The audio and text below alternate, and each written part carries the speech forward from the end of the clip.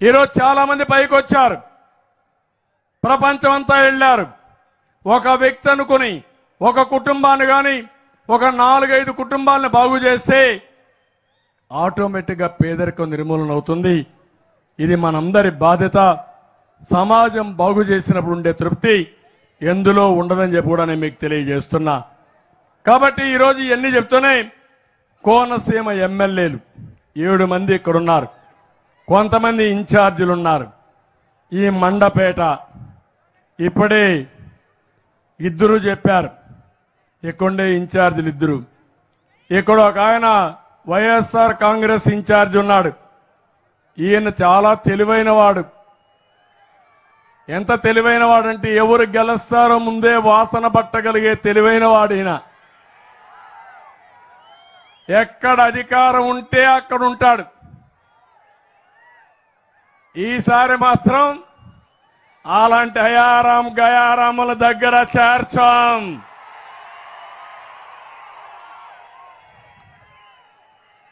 అరాచకాలు చేయడంలో దిట్ట ఇతను. ఇక్కడ మీరు చూస్తే ఒక గ్రావెల్లో ఇసుకలో 500 కోట్లు కొట్టేశాడు ఈ పెద్ద మనిషి. తాతపూడి ర్యాంపులో సయ్యద్ రబ్బానీ 10,68,00,000 అఫీషియల్ గా ఫైన్ వేశారు. ఆయన మండపేట మున్సిపాలిటీలో కోఆప్షన్ మెంబర్ పెట్టాడు ఈ పెద్ద మనిషి.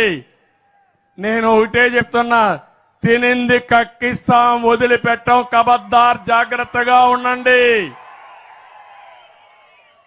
ఇంకో పక్కన ఇళ్ల పట్టాల పేరుతో 20 లక్షలు విలువ చేయని భూమిని కొని దాన్ని 50 లక్షల రూపాయలు చేసి మొత్తం కొట్టేసే పరిస్థితికి వచ్చాడు.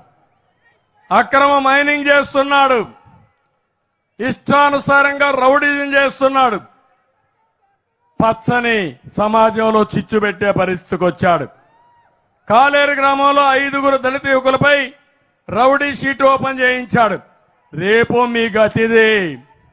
ఈ రోజు మీరు రౌడీ షీట్ ఓపెన్ చేస్తే, ఒకటి చేస్తే 100 కేసులు పెట్టే సత్తా తెలుగుదేశం పార్టీకి, జనసేనకుంది. 2 దళిత సర్పంచులపైన కేసులు పెట్టించాడు. అవి కూడా ఏమీ కావు, ధైర్యంగా ఉండండి, నేను చూసుకుంటానని చెప్పి కూడా నేను మీకు తెలియజేస్తున్నా.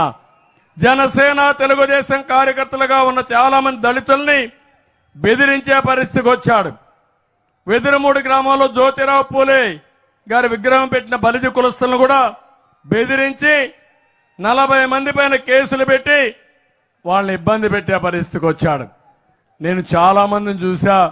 నేను ఒకటే హామీ ఇస్తున్నా, మండపేట నియోజకవర్గంలో 43 ఏళ్లుగా చూస్తున్నా ప్రశాంతంగా ఉండే నియోజకవర్గం.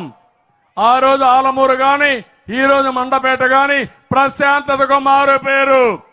దానికి మన ఎమ్మెల్యే 3 సార్లు మీరు గెలిపించారు జోగేశ్వరరావు గారిని. నేను మిమ్మల్ని అందరినీ కోరేది, మళ్లీ ప్రశాంతమైన వాతావరణం ఉండాలంటే జోగేశ్వరరావు ఎమ్మెల్యే కావాలి.